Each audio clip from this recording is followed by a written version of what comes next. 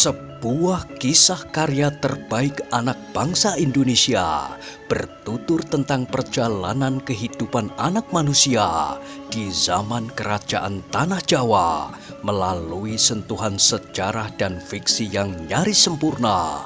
Dengan bangga kami persembahkan satu di antara karya terbaik dari Eza Mintarja yang berjudul Jejak di Balik Kabut.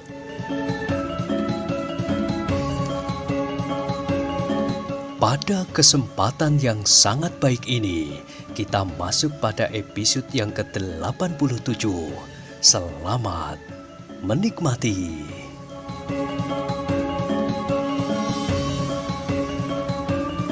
Pada episode sebelumnya telah diceritakan, bukan hanya Kepu Serut yang berpendapat bahwa Haryo Wisoko akan berhasil menangkap Pangeran Benowo.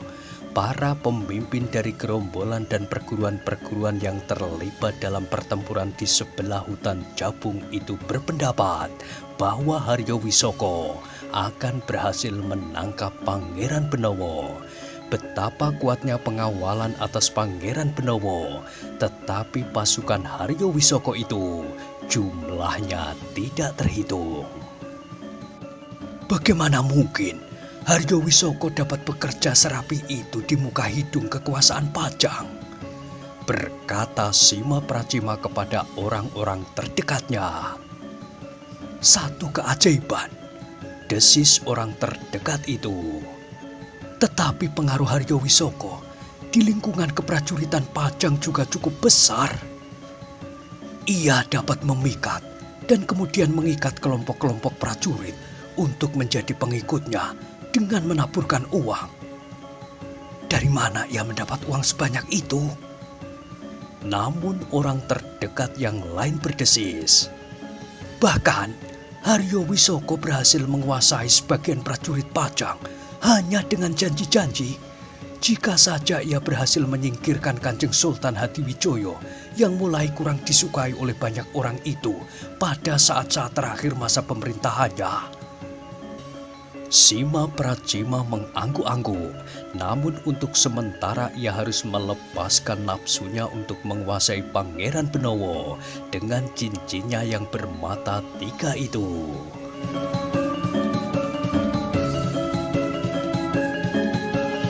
Di tempat lain, Nyi Melaya Werdi dan Nyi Megar Permati yang juga berhasil lolos dari tangan Haryo Wisoko dalam kekalutan perang segitiga itu sempat beristirahat pula setelah mereka luput dari tangan orang-orang yang mengejarnya. Kasihan Pangeran Benowo dan Raden Sutawijoyo, desis Melaya Werdi. Salah mereka sendiri, sahut Megar Permati. Jika Raden Sutawijoyo mau mendengar ajakan kita serta mengajak Pangeran Benowo pula, mereka tidak akan terlibat dalam kesulitan seperti sekarang. Menilik kekuatan yang dibawa oleh Haryo Wisoko, sulit bagi Pangeran Benowo dan tentu juga Raden Sutawijoyo untuk meloloskan diri. Meskipun semua kekuatan yang ada dikerahkan untuk melindungi keduanya, tetapi arus kekuatan Haryo Wisoko tidak terbendung. Nampaknya Haryo Wisoko telah mengerahkan semua kekuatan yang dimilikinya, berkata Nyi Melaya Werdi. Para pendukungnya telah dikumpulkannya beserta para prajurit Pajang yang berhasil dipengaruhinya. Pertarungan antara hidup dan mati, desis Megar Permati. Nampaknya Haryo Wisoko kali ini akan berhasil.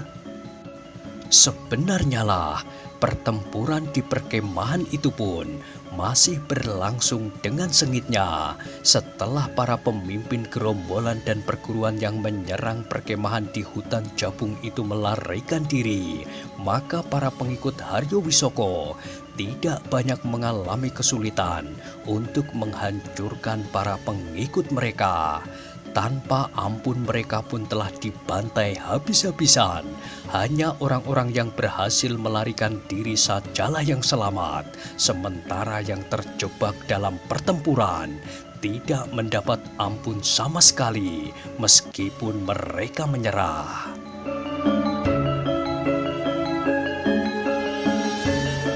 Tinggal para prajurit Pajang serta para cantrik sajalah yang masih bertempur dengan gigihnya. Mereka sama sekali tidak terlalu jauh dari Pangeran Benowo. Beberapa orang pengawal khususnya berusaha menyibakkan medan agar Haryo Wisoko dapat berhadapan langsung dengan Pangeran Benowo. Namun Pangeran Benowo tidak berdiri sendiri. Di sebelah kanannya berdiri Raden Sutawijaya, sedangkan di sebelah kirinya adalah Paksi Pamekasan.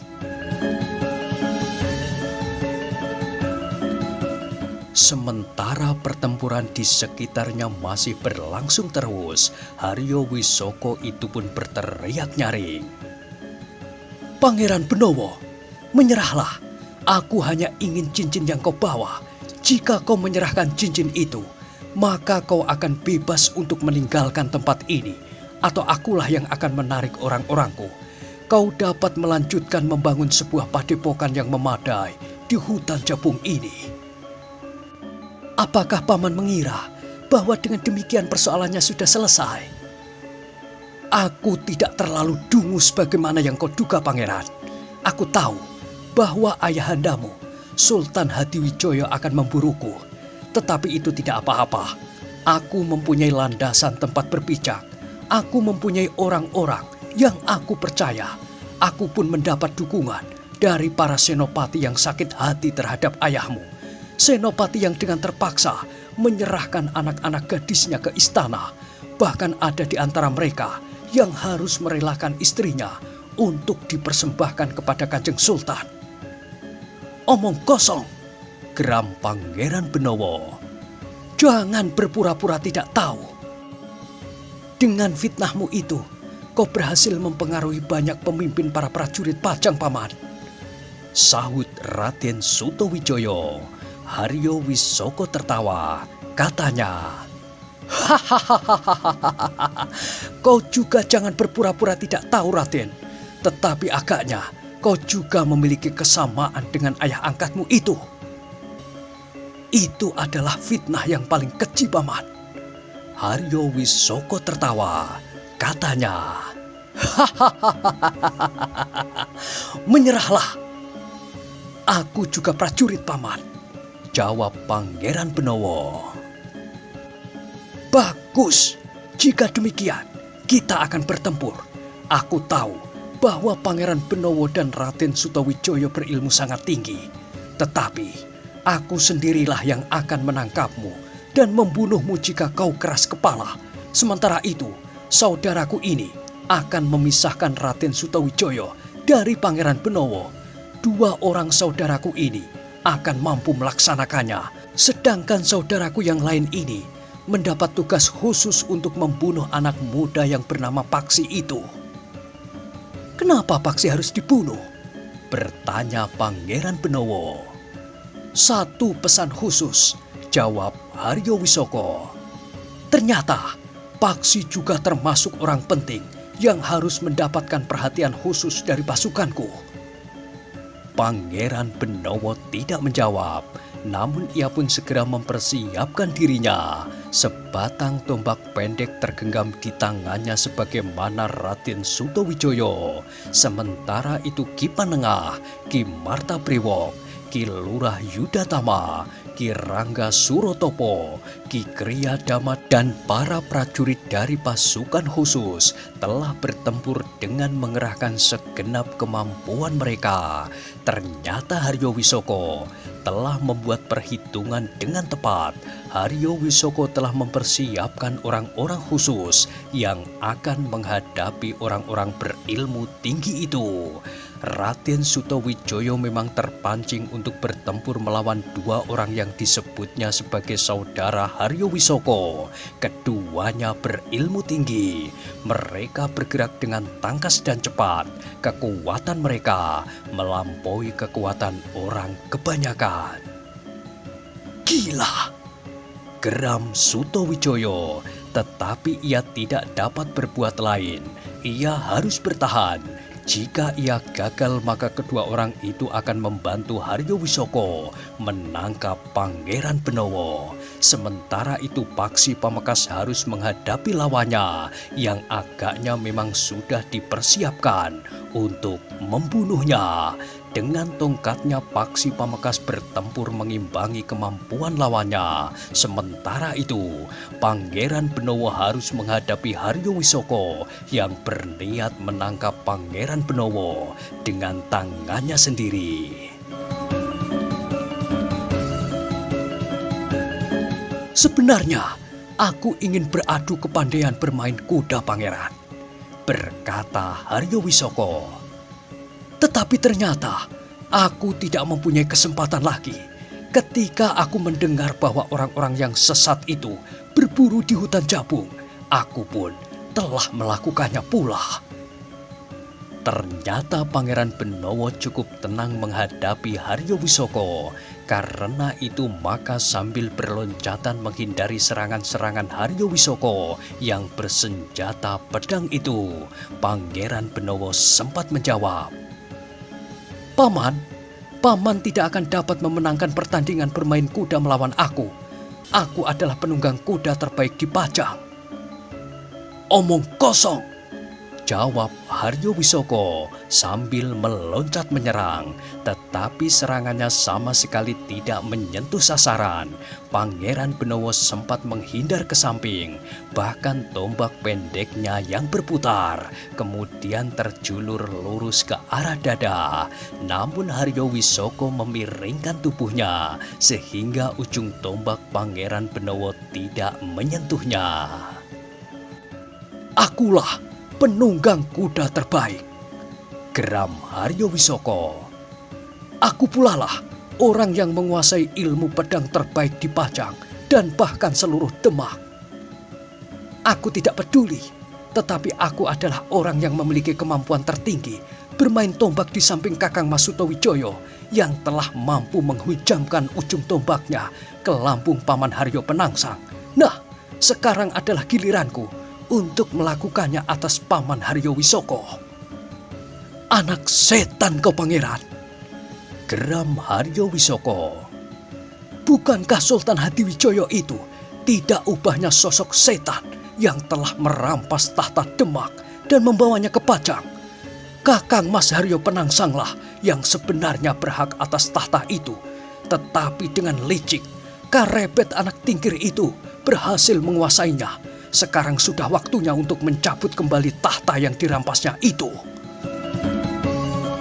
Pangeran Benowo meloncat ke samping. Tombaknya berputar dengan cepat. Ayunan mendatar menyambar ke arah dada. Namun Haryo Wisoko sempat mengelak. "Dongeng paman itu bagus untuk menidurkan anak-anak di ujung malam, tetapi tidak untuk digelar di medan pertempuran seperti ini." Haryo Wisoko tidak menjawab, tetapi serangan-serangannya datang beruntun sehingga Pangeran Benowo harus bergeser surut. Dalam pada itu para prajurit Pajang dan para cantrik benar-benar berada dalam kesulitan. Mereka telah dikepung dengan rapatnya. Sebuah lingkaran yang tidak terputus bergerak semakin menyempit. Ujung-ujung senjata mencuat seperti ujung daun ilalang.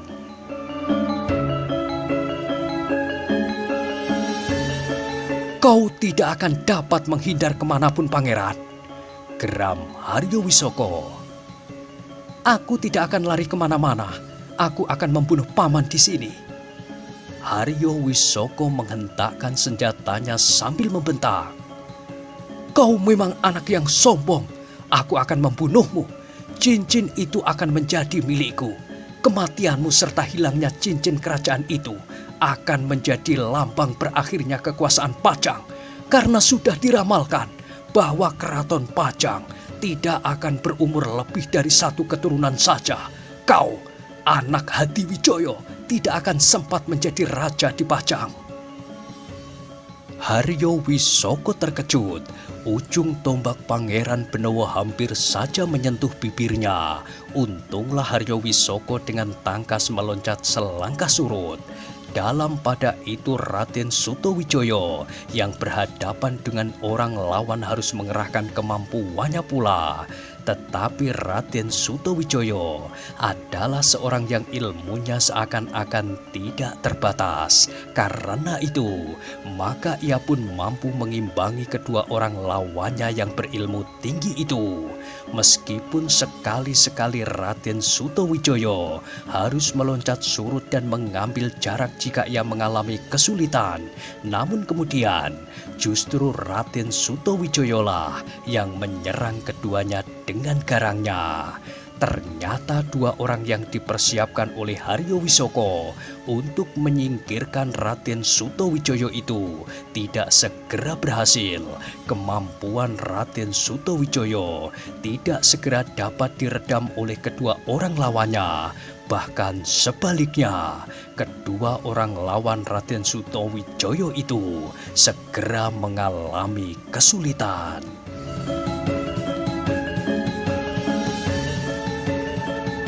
Di sisi lain, Paksi Pamekasan bertempur melawan seorang yang umurnya menjelang separuh baya. Tubuhnya yang tinggi dan kekar nampak sangat meyakinkannya. Di tangannya tergenggam sebuah bindi yang berat. Tetapi di tangan orang itu, bindi itu berputaran dengan cepatnya. "Kau tidak akan mempunyai kesempatan lagi, Paksi," geram orang itu. "Kau siapa?"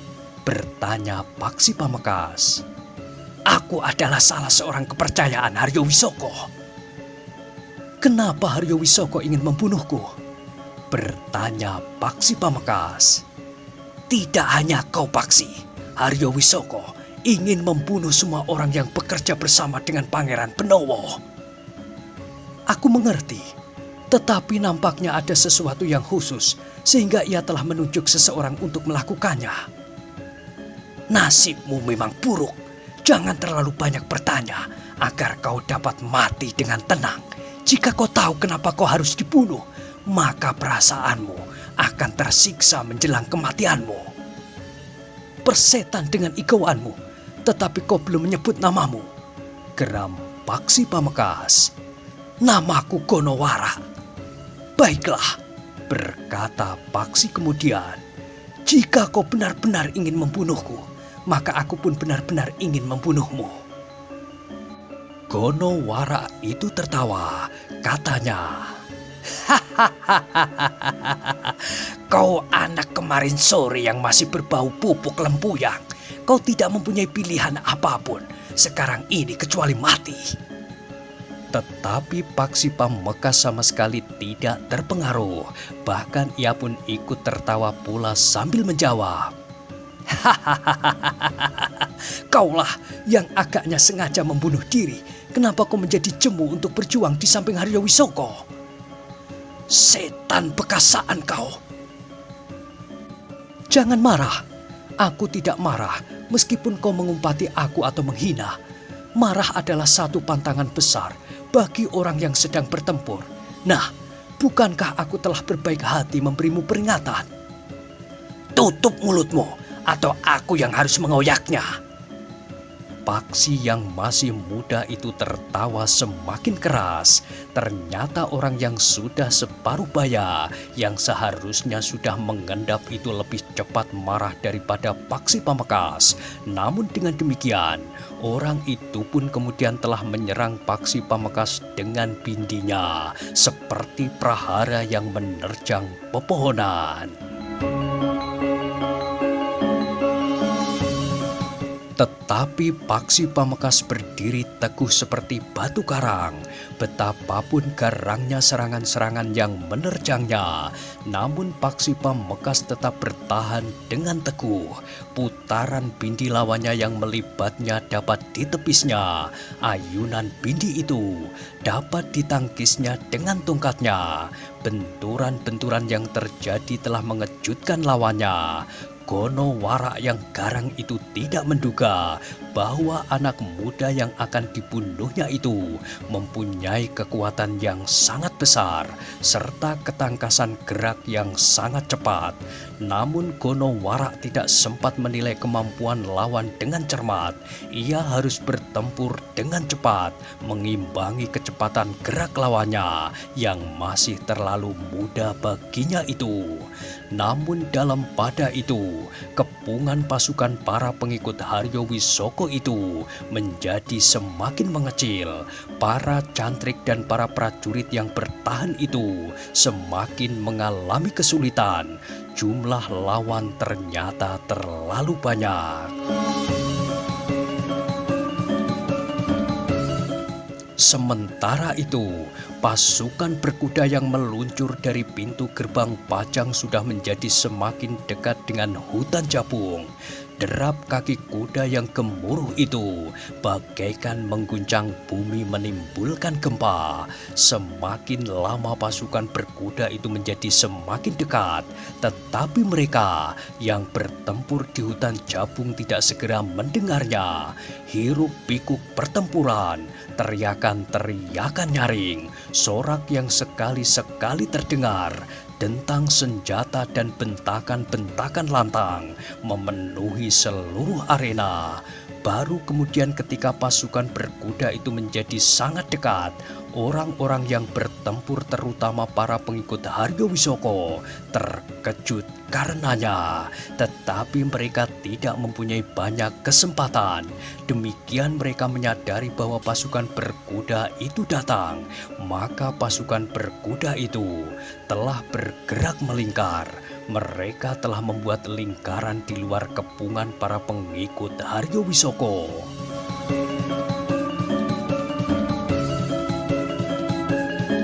Haryo Wisoko yang bertempur melawan Pangeran Benowo mengumpat kasar. Dengan kemarahan yang menggelegak di dadanya, Haryo Wisoko itu pun berteriak, "Apa kerja yang menutup jalan masuk ke Pajang, sehingga prajurit berkuda itu mendapat laporan tentang pertempuran di hutan ini?" Tidak ada yang menyahut. Orang-orang yang bertempur di dekat Haryo Wisoko juga mempunyai pertanyaan seperti yang diteriakkan oleh Haryo Wisoko. Namun segala sesuatunya sudah terjadi. Pasukan berkuda itu telah berada di hutan Japung, bahkan telah mengepung pasukannya. Justru Pangeran Benowo lah yang bertanya sambil meloncat surut. "Kau bertanya kepada siapa, Paman? Kepadaku atau kepada orang lain?" Haryo Wisoko tidak menjawab, tetapi ia justru menggeram. Anak yang malang, kedatangan mereka akan mempercepat kematianmu. Semula aku masih memikirkan kemungkinan untuk memaafkanmu asal kau serahkan cincin itu kepadaku. Tetapi sekarang, kesempatan itu telah tidak ada sama sekali. Aku harus segera membunuhmu, kemudian menyapu pasukan berkuda itu sampai orang yang terakhir. Tetapi Pangeran Benowo tertawa. Katanya, "Dalam keadaan seperti ini, Paman masih sempat bermimpi. Lihat Paman, pasukan Paman sudah terkurung. Pasukan Paman memang mungkin mendesak ke dalam kepungan karena jumlah pasukan Paman jauh lebih banyak dari pasukan kami. Tetapi kedatangan pasukan berkuda itu tentu akan membawa perubahan. Jangan banyak bicara, kau lebih baik mempergunakan kesempatan ini untuk berdoa. Sekejap lagi nyawamu akan terpisah dari ragamu." Namun Haryo Wisoko lah yang menjadi terkejut. Demikian mulutnya terkatup. Ujung tombak Pangeran Benowo terjulur ke arah mulutnya. Hampir saja Haryo Wisoko terlambat, namun ia masih sempat meloncat surut sambil merendah. Bahkan Haryo Wisoko sempat menjulurkan senjatanya ke arah lambung Pangeran Benowo. Namun Pangeran Benowo dengan tangkasnya menggeliat, sehingga ujung senjata itu tidak menyentuhnya. Haryo Wisoko yang kemudian mengerahkan kemampuannya mencoba untuk dengan cepat menghabisi perlawanan Pangeran Benowo. Tetapi Pangeran Benowo yang menyadari keadaan telah meningkatkan ilmunya. Ternyata Haryo Wisoko tidak segera mampu mengakhiri perlawanan Pangeran Benowo yang jauh lebih muda dari dirinya itu. Meskipun pedangnya berputaran seperti baling-baling yang mengitari tubuhnya, sehingga seakan-akan tubuh Haryo Wisoko itu terbalut oleh awan yang putih kelabu. Namun ujung pedang itu sama sekali tidak mampu menyentuh tubuh Pangeran Benowo. Namun Pangeran Benowo pun mengalami kesulitan untuk menembus kabut yang menyelimuti tubuh Haryo Wisoko itu.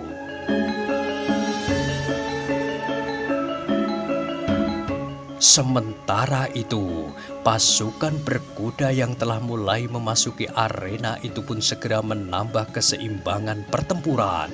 Jika semula para pengikut Haryo Wisoko yang mengepung para cantrik dan para prajurit yang jumlahnya lebih kecil dari para pengikut Haryo Wisoko, sehingga mereka semakin terhimpit dalam kepungan yang menyempit, maka justru pasukan Haryo Wisoko lah yang kemudian telah terjepit. Di bagian dalam mereka harus menghadapi prajurit Pajang dan para cantrik yang sudah berada di hutan Jabung.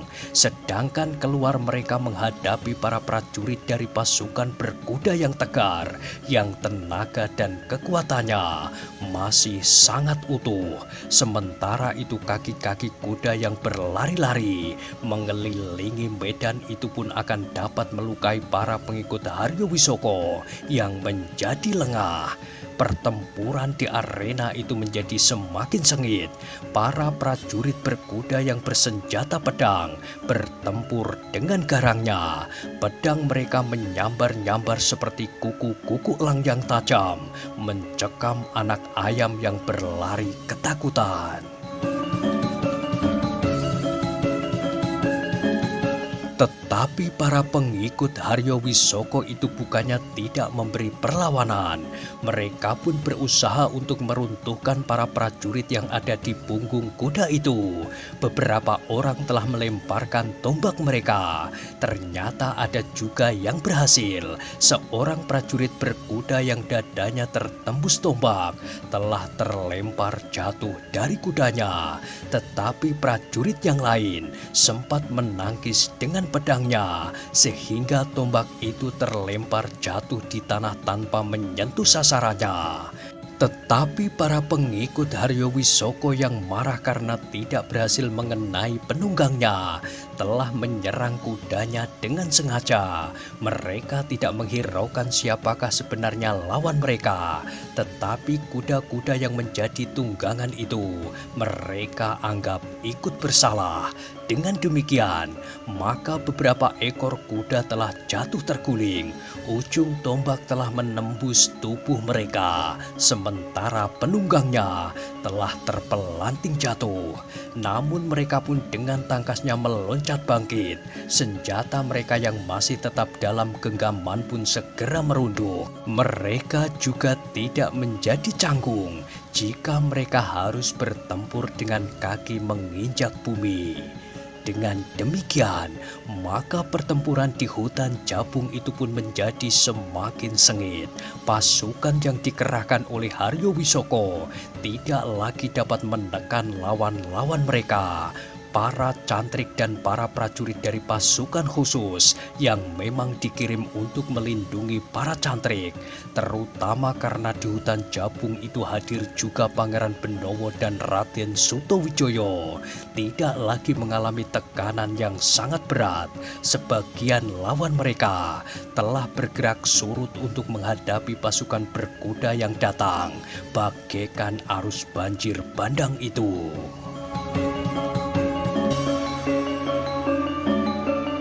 Haryo Wisoko yang mengetahui langsung dan kemudian mendapat laporan tentang keadaan medan berteriak nyaring. "Tutup mulutmu, Dungu! Kau kira aku buta dan tidak dapat melihat apa yang terjadi?" Penghubung itu terdiam, Namun ia pun harus segera tanggap akan keadaan di sekitarnya. Karena itu, maka penghubung itu pun harus bertempur untuk melindungi dirinya. Pangeran Benowo yang masih harus bertempur melawan Haryo Wisoko berkata, "Jangan marah kepada penghubungmu, Paman. Ia melakukan kewajibannya untuk memberitahukan bahwa pasukan Paman dalam kesulitan. Kau juga harus menutup mulutmu, Benowo," teriak Haryo Wisoko. Tetapi betapapun Haryo Wisoko mengerahkan kemampuannya, tetapi Pangeran Benowo benar-benar menguasai ilmunya dengan mapan. Bahkan Haryo Wisoko sampai pada puncak ilmunya. Pangeran Benowo sama sekali tidak beranjak surut. Pangeran Benowo tidak menjadi gentar melihat cahaya yang berkilat-kilat pada daun pedang lawannya, sehingga membuatnya kadang-kadang menjadi silau. Namun dengan ilmu Sabto Panggraito, Pangeran Benowo dapat mengetahui dengan tepat apa yang dilakukan oleh Haryo Wisoko. "Kau selama ini berguru kepada siapa, Benowo?" geram Haryo Wisoko. "Kepada ayahanda, Paman." "Omong kosong, pekerjaan ayahmu hanyalah bercanda dengan perempuan-perempuan itu. Ia menyisihkan sedikit waktunya untuk mengajariku bermain tombak bersama Kakang Mas Sutowijoyo." "Setan, tentu pemanahan yang mengajarimu sehingga kau menjadi sangat sombong seperti juga Sutowijoyo. Tetapi sebentar lagi Sutowijoyo pun akan mati." Tetapi Pangeran Benowo itu berkata, "Lihat, Paman, kedua orang lawan Kakang Mas Sutowijoyo itu sama sekali tidak berdaya. Mereka justru mulai terdesak. Sementara itu, Paksi pun tidak dapat dikalahkan oleh lawannya. Itukah saudara-saudara Paman yang Paman banggakan?" Haryo Wisoko tidak menjawab, tetapi dia pun meloncat dengan pedang terjulur lurus ke arah dada Pangeran Benowo. Tetapi Pangeran Benowo dengan cepat mengelak, bahkan tombaknya pun berputar dengan cepat. Landainya terayun menyentuh lengan Haryo Wisoko.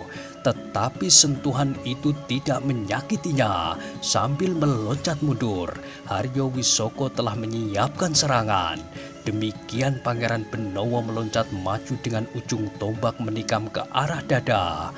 Haryo Wisoko sempat menangkisnya dengan menebas ujung tombak itu ke samping.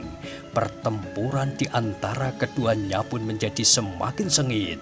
Kemarahan Haryo Wisoko rasa-rasanya akan meledakkan dadanya.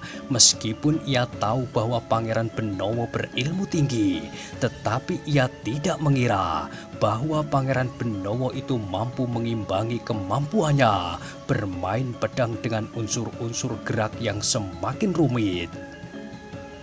Bahkan kekuatan ilmunya telah memancar dari daun pedangnya yang dapat membuat lawannya menjadi silau oleh kilatan-kilatan yang tajam. Tetapi pertahanan Pangeran Benowo sama sekali tidak terguncang karenanya.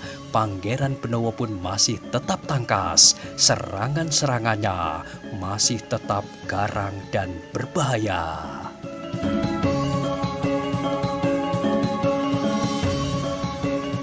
Di sisi lain, Raden Sutowijoyo masih menghadapi kedua orang lawannya. Namun kedua orang lawannya yang disebut saudara-saudaranya oleh Haryo Wisoko itu tidak segera dapat menguasai keadaan. Bahkan semakin lama, Raden Sutowijoyo telah semakin menekan mereka. Apalagi ketika pasukan berkuda semakin mendesak dan menguasai medan. Kegelisahan pasukan Haryo Wisoko telah merembet pula ke jantung kedua lawan Raden Sutowijoyo.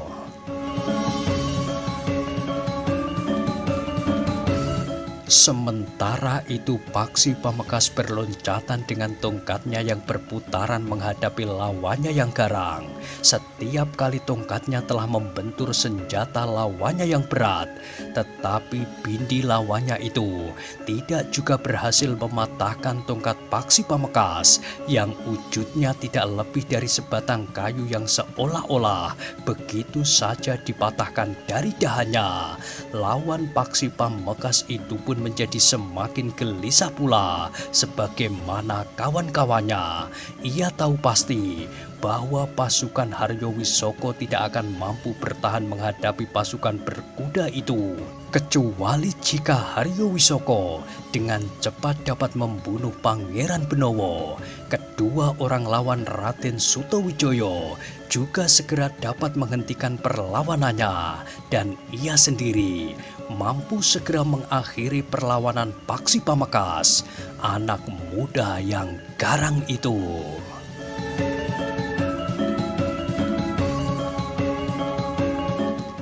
Nah, bagaimanakah kisah selanjutnya? Silahkan ikuti terus kisah Jejak di Balik Kabut pada episode berikutnya.